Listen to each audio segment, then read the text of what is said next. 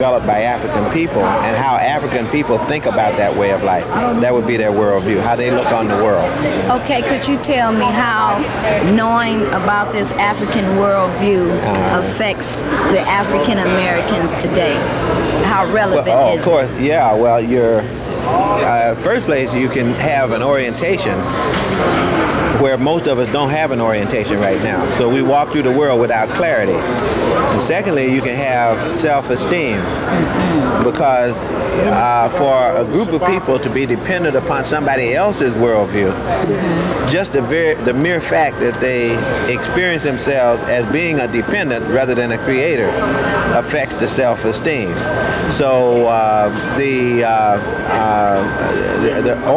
think the main point I'm trying to make is that the worldview itself is as functional as blood, as air. You know, it's as vital to the human and to the group as vital as blood and air. It's not something that you can do without being sick or dead, okay. or both. Well, we appreciate your comments. And when we look at the African worldview, point by point, whatever level, from the depth of profundity to the heights, we find that the African worldview is rosy, optimistic, and lacking alienation and estrangement. It sees man, nature, and God as one. It sees man and woman as one. It sees parent and child as one. That is the beginning of life for the African. Could you tell me how relevant the African worldview is in 1988? Yes, ma'am.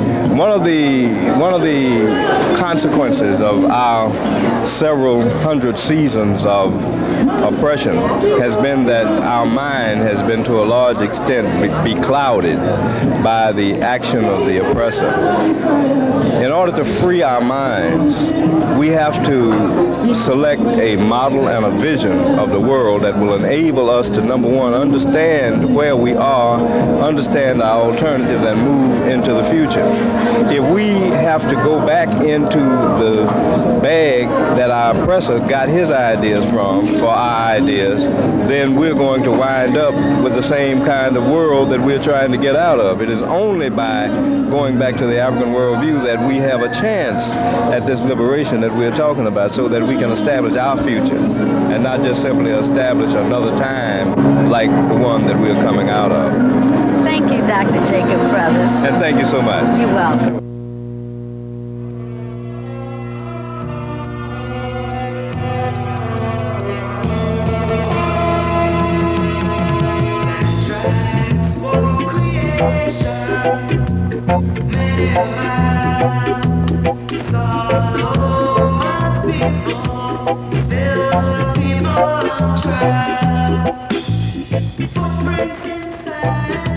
Erased by the wind, or was it an arrow?